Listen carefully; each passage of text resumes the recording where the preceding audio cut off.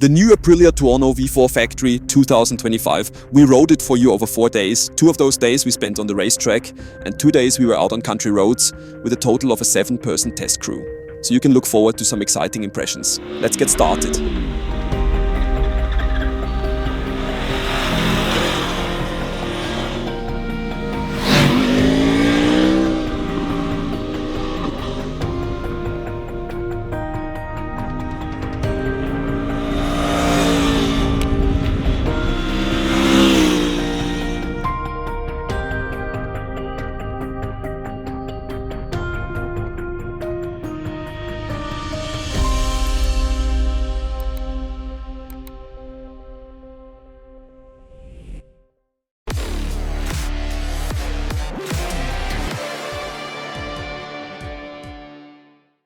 The Aprilia Tuono has once again received a major update for 2025. Let's start with the engine.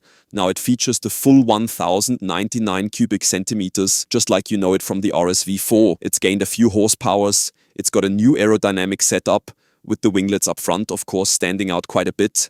But they've also done some work around the radiator area. At first glance, you might think some fairing is missing here. Aprilia themselves say this improves the cooling effect, and now it's got significantly better cooling. They've also revised the controls. The geometry has been tweaked too. The tail, for example, is now 12 millimeters higher, and in terms of noise and emissions, it now naturally meets the Euro 5 Plus standard. So now we'll take a closer look.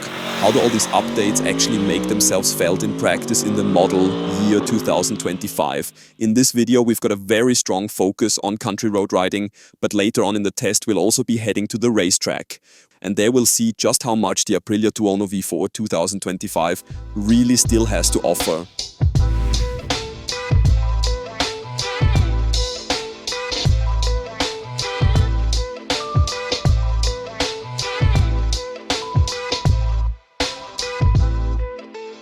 Joining us was Martin Bauer, 3-time IDM champion and technical expert at 1000 PS. Also part of the team was Lena Kemmer, a young racing rider from Austria who has competed in the Women's World Championship. Then we had Philipp with us, our sporty all-rounder from the 1000 PS editorial team, and me, yours truly, Max. And now we're diving in and checking out each category.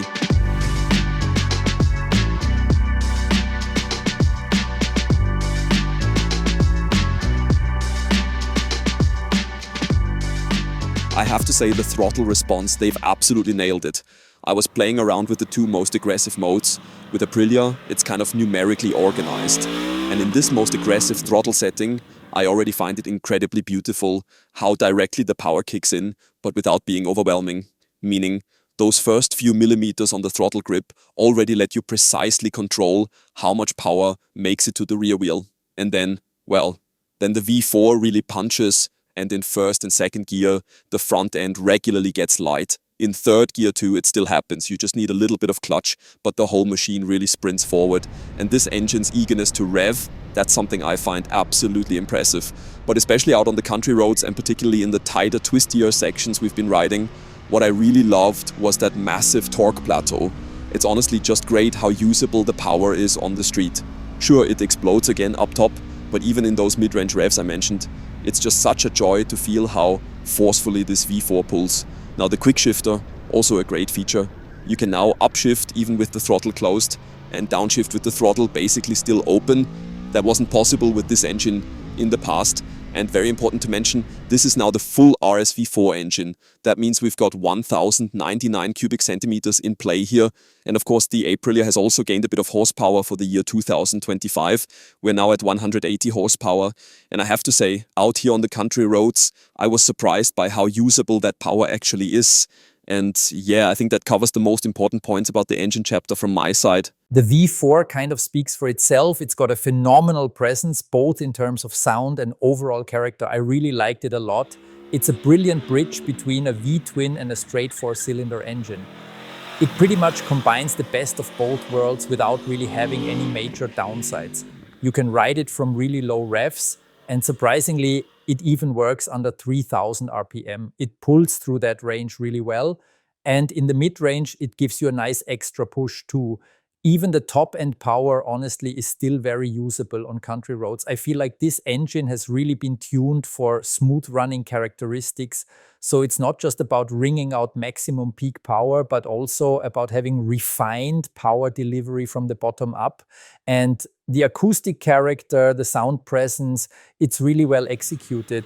With the latest update, it's now Euro 5 Plus compliant, and even so, the way it delivers sound is really impressive. It's got a punchy, meaty tone without a lot of vibration, and I really like that. The throttle tuning and controllability are also really well done. You can roll on the gas gently, and the engine responds in a really precise, manageable way. Even without traction control, it's very rideable. So I've got to say, definitely a thumbs up for this engine. They've really nailed it. You basically have enough torque in every situation to accelerate out of corners. And of course, that's insanely fun. The quick shifter also works better than in the previous models. Whether you're shifting down or up, it works flawlessly. And that's obviously important too, because you don't want the ignition cuts to last too long. That kind of thing takes away from the riding fun a bit, especially if you're constantly getting harsh load changes on the bike. The Tuono V4 has a reputation for having an extremely powerful and incredibly good sounding engine.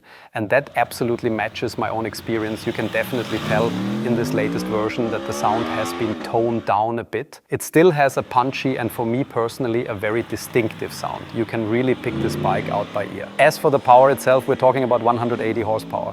What more is there to say? It's got endless power, down low, in the mid-range and up top.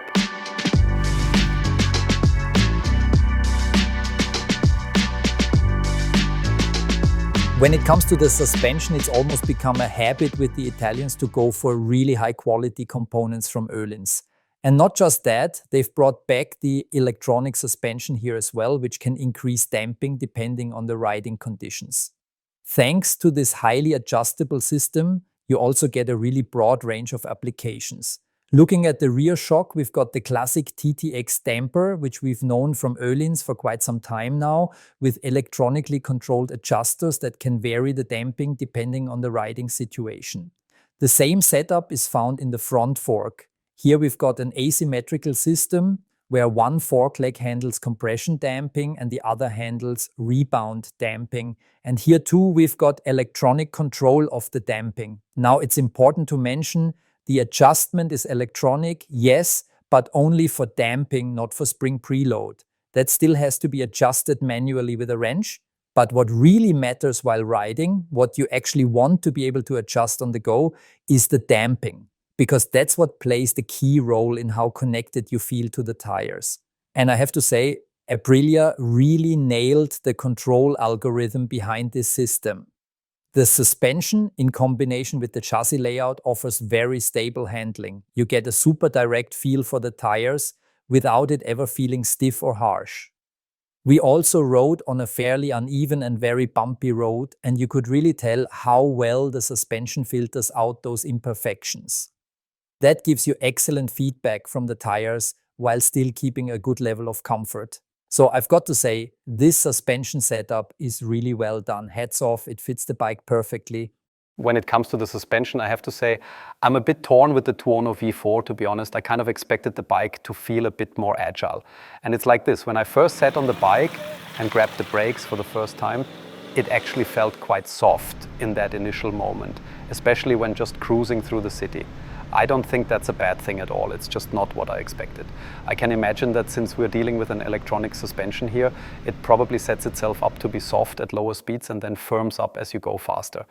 But yeah, that very first moment, sitting down, braking, just rolling around, I was honestly surprised by how soft the suspension felt.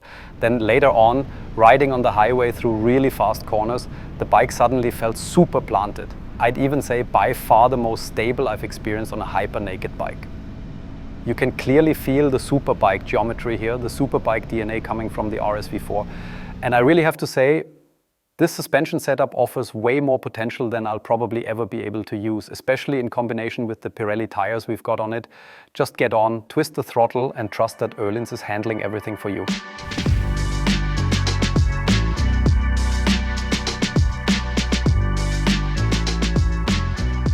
When it comes to ergonomics, I'd say the Tuono has definitely stayed true to its roots. You're still sitting in a very sporty, very front wheel oriented position on it. with my height of 1.90 m, you definitely notice it. You get quite an aggressive knee angle.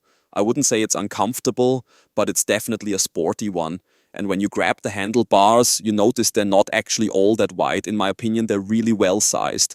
I feel very comfortable with the handlebar width and how that works with the elbows in sort of that attack position. It feels great. And still, you can tell the bike has that front end focus. The handlebars naturally push you forward a bit, which fits perfectly with the Tuono's continued sporty character.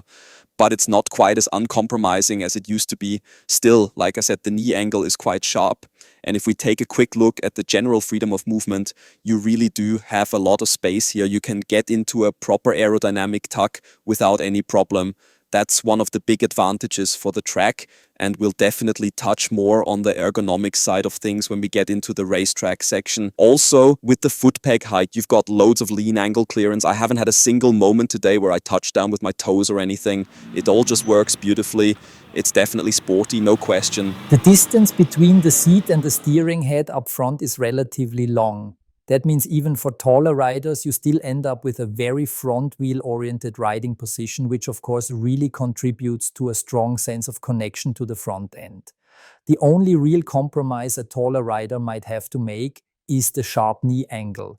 If you look at it from the side, you can see they've clearly tried to mount the foot pegs as high as possible to make sure there's no limitation in terms of lean angle clearance. And that really works. Out on country roads, you can lean the bike over pretty much as you want. There are practically no issues when it comes to lean angle clearance. The trade-off, though, is a bit of comfort, especially if you take a closer look at the knee angle. With my height of around 1.80 m and fairly long feet, I have to say the riding position is definitely very sporty.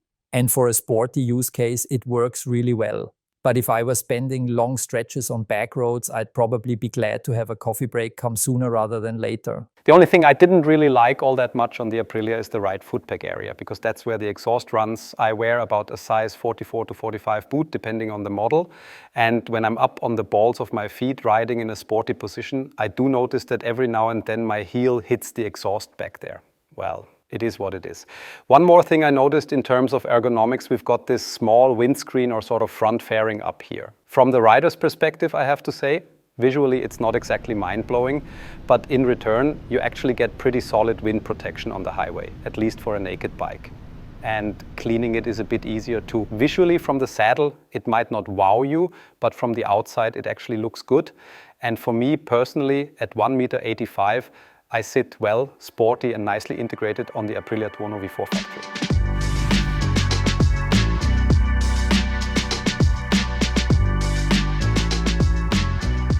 When it comes to handling, the Aprilia Tuono V4 factory is for me a prime example. It's basically built on a Supersport chassis, a full-on Supersport construction. You can feel that the very first time you hop on, the very first time you maneuver or move the bike around. We've got a relatively low-mounted steering head and overall a really solid, stable and stiff chassis. And yeah, what I especially loved were the fast highway curves. On our ride out here, we had these really nice flowing highway bends, 130, 140 kilometers per hour, and it was just fantastic, like a board.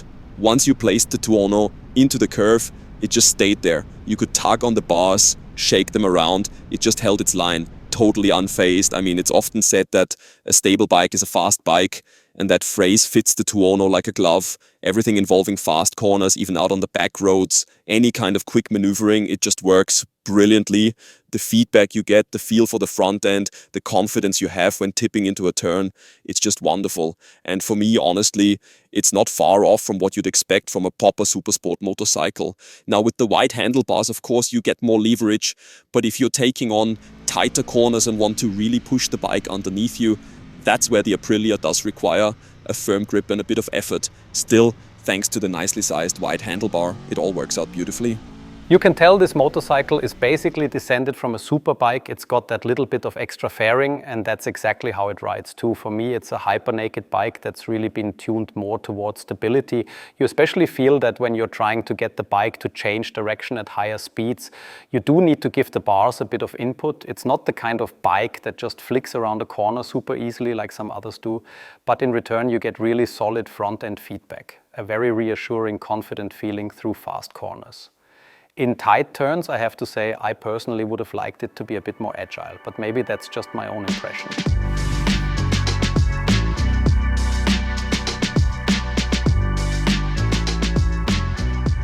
When it comes to electronics, the Aprilia really has absolutely everything on board that you could wish for. Straight from the factory, it basically comes with everything that's available on the market right now. And Aprilia has managed, in my opinion, to make this full equipment package really easy to use. They've integrated new controls on the Tuono V4. The little buttons are now arranged a bit differently. And in terms of feel, I'd say they're also a bit higher quality. What I think is especially cool is that you can now pre-configure the individual modes in the display. Aprilia differentiates between street modes and track modes, and you can set those up beforehand. But the key parameters, especially when it gets sporty, can still be adjusted on the fly with very little effort. For example, using the cruise control toggle, I can adjust the wheelie control. So I can say, okay, I want the wheelie control off for now, or put it on level 1, which allows a little bit of a wheelie, or on level 2, which is more conservative again. All of that can be done using this beautifully designed little cruise control lever. And the traction control, I can also adjust that while riding using the 2 metal buttons at the lower end of the handlebar with plus and minus. And I really have to say, Aprilia did a fantastic job here, both in terms of what's available and how well it all works in practice. I mean, the fact that everything is lean angle sensitive and that we have cornering ABS, I probably don't even need to mention that at this point. That's basically standard, I'd say.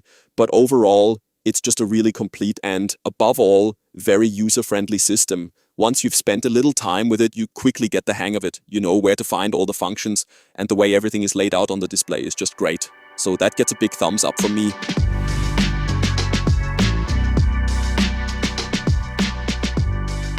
We've got a massive 330mm twin disc setup, and of course there's also high quality Brembo hardware on board, although to be fair, it's not the top tier high pure caliper, the new one that's mounted on the RSV4. They've gone one level down here, so to speak. But that doesn't take anything away from the really outstanding braking performance. The lever feel and the pressure point aren't quite as rock solid as what you get on some of the other bikes in our test group, but the actual braking power, the modulation, and especially the feel you get for the front tire, it's all extremely well done. And in the end, when you also select one of the more aggressive ABS modes in the display, all your wishes really are fulfilled. When it comes to sporty riding, and especially when you combine that with the great front end feel, it's just awesome how sharply you can throw out the anchor here and how efficiently the Tuono actually slows down. I get the feeling that on the Aprilia, the brakes are really easy to pull. You don't get full braking pressure immediately. Instead, you can really ease into it slowly. It's not like the front dives extremely right away. Same goes for the rear. You can modulate it really nicely. You get a very good feel even when you're letting off the brake again going into the corner, and that works really well.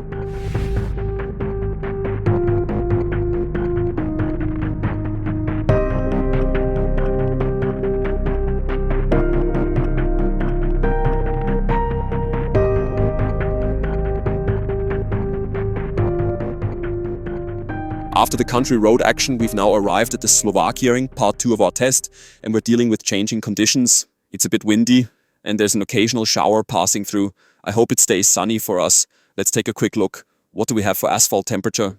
Yeah, 28.5, 29 degrees. Perfect. We also brought tire warmers, stands, pit carpet, everything you need for a serious attack on the racetrack. And now I'm hoping we can give you a solid insight and deliver proper test results in the sporty extreme range. Let's also take a quick look at our gear. You might have noticed that our test crew was all wearing Nex helmets, specifically the XR3R model. That's the sportiest helmet in the Nex portfolio. It's made with a carbon shell, pleasantly lightweight, 1,350 grams in size medium. And what I personally really liked was the great aerodynamics. With that additional spoiler element on the back, color matched to the visor, it really looks the part too. Visually, it's a real eye-catcher. Very classy and high-quality finish. The ventilation also impressed us. Even on the racetrack, our heads stayed cool. You can adjust it easily using the openings on the forehead, top of the head and chin area. That all worked great. And what was also really nice was the snug, sporty fit. especially for track riding, for sporty riding in general. It's truly a very exciting product. We really enjoyed it. That thing I kind of criticized out on the country roads, this very high level of stability, which in some corners felt almost like sluggishness to me in quotation marks. Here on the racetrack, and especially on a relatively fast racetrack like the Slovakiaring, in my opinion, that becomes an absolute dream. You really get the feeling that when you hop off one of the other bikes and get on this one, at first it might feel sluggish or very stable. But once you start picking up speed, get into your cornering rhythm and roll on the throttle, it just has this insane stability, this calmness along the longitudinal axis. It's honestly almost frightening. For me personally, clearly number one on the racetrack. The engine is fantastic. The brakes, I have to say, they're not the best in the field for me. They feel a little spongy. Okay, maybe that's just a matter of taste. Some people like a really crisp bite. Others are fine with something softer. For me, as I said, just a bit too soft. And when it comes to electronics, I have to say brilliant. Being able to adjust traction control while riding using those two little buttons is such a great feature. Especially for someone like me who wants to adapt as I go. I just start with a lot of traction control and then really lap by lap, as I get a better feel for the bike, I reduce it a little. And you really notice it. It feels different. You can almost sense that when you've got a lot of traction control dialed in, there's this strong protective hand holding you. And as you turn it down, that feeling becomes lighter and the bike starts to move around a little more. Never in a way that's scary, but you do start to feel more from the motorcycle. And you also get that sensation of being more in charge again. And that's why on the racetrack, for me personally, the winner is the Tuono. What really stands out positively on the Aprilia, especially here on the fairly fast Slovakiaring, where you reach some really high top speeds, is that for a naked bike, the wind protection is actually quite good. We've got a small fairing up front, which from the rider's perspective does take a bit of getting used to visually, but it really does a great job of deflecting the wind off your upper body and channels it nicely over the helmet. The engine, which we already know from the road as being super smooth and with a very linear power delivery, also proves to be a real asset on the racetrack. You've got a broad power band. It's not this insane top-end rush with just over 180 horsepower, but it's definitely more than enough to deliver strong acceleration scenarios. And that works really well, especially in combination with the quick shifter. I have to say, it works brilliantly on the racetrack. It's fun. You can shift up or down in basically any situation, no matter where the throttle is. And of course, that helps if you happen to be in the wrong gear or in too high a gear, you can downshift even with the throttle still open. Another thing that stands out is the suspension setup. We've got Öhlins components in here, electronically controlled as well. I mainly rode it in automatic mode, and that impressed me, not just in terms of precision, but also in terms of comfort. The suspension isn't brutally stiff like you might expect in auto mode. It manages everything pretty smoothly, but still allows for really tight cornering. That means I can dive tightly into a corner, make sharp transitions, and still get a solid exit out. The acceleration and power delivery are very well supported by the chassis, even on the racetrack. The electronic rider aids are also top-notch, easy to control, and adaptable to any situation. If you're someone who wants to ride with a lot of safety net, you can set it for very strong intervention. And for those who really want to let it rip, there's a lot of freedom.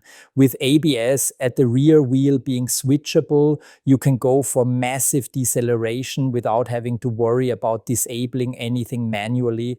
I get excellent feedback from the front end, and I can charge into ridiculously fast corners at up to 200 kilometers per hour. It doesn't go vague or mushy like you get with a lot of other naked bikes.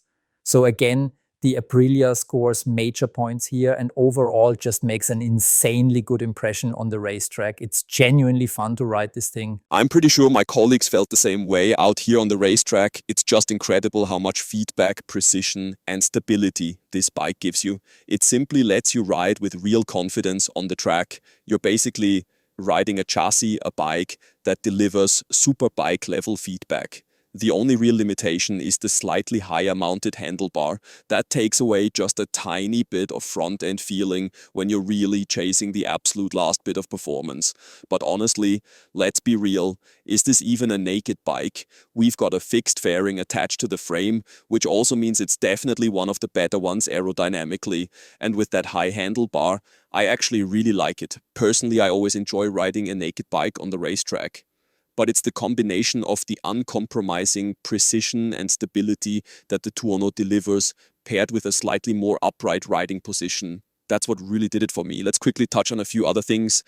The engine. So yeah, you do notice, especially if you've ridden the RSV4 for comparison, that it doesn't have quite that same explosive top-end hit. But honestly, let's keep it real, it's still got a ton of power. With those 180 horsepower, it's just perfect. The engine loves to rev, and at the same time the throttle response is super smooth and precise. It's a real pleasure, especially in tighter corners or hairpins, when you open up the throttle and can send that power to the rear wheel with so much precision. And again, full confidence here, the bike lets you feel exactly what's going on with the rear tire in terms of traction. You've got such a clear connection, and you really have to hand it to the Aprilia team. They did an incredible job here. The ability to adjust traction control right from the handlebar and the wheelie control via the cruise control toggle, it's all absolutely top shelf. From my point of view, there's really nothing to criticize. And I actually turned off the wheelie control quite a few times because the bike's stable and precisely controllable handling gives you such a good feeling even during a wheelie. The Slovakiaring has a lot of fast crests where the front end tends to get light, and even there it's no issue at all. With wheelie control turned off, you can modulate via the throttle super precisely how much you want the front wheel to lift or not lift at all. So I've got to say, this one's my personal favorite in the entire test. It's a truly outstanding bike for track day riders. It's had that reputation for many years now, and it still holds up in 2025 with Euro 5 Plus and all the updates it received. This is what it was built for, its core discipline. All right, folks, we've come to the end now, but now it's your turn. Did you enjoy the video? Then please give us a thumbs up, and if you've still got any questions on your mind, feel free to leave them in the comments below. We always love hearing your feedback. And last but not least, don't forget to subscribe to the channel. We've got plenty more test videos coming up as part of this series, and a big group comparison as well, where all the bikes are lined up side by side and we really dig into each model's strengths and weaknesses. So don't miss that. And now, seriously, take care everyone. See you next time.